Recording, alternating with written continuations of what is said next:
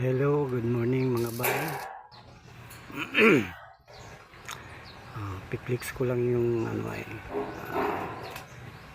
napagawa kong housing.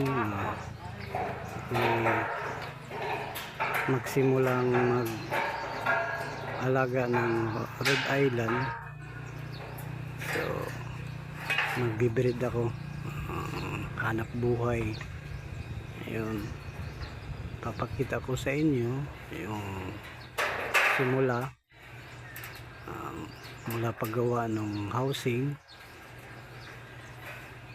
at saka hanggang pagkatapos at saka pag may laman na, may mga sisiw na. Kaya tutok lang kayo sa akin. Subaybayan nyo yung aking journey sa pag-aalaga ng Rhode Island, pagbibreed.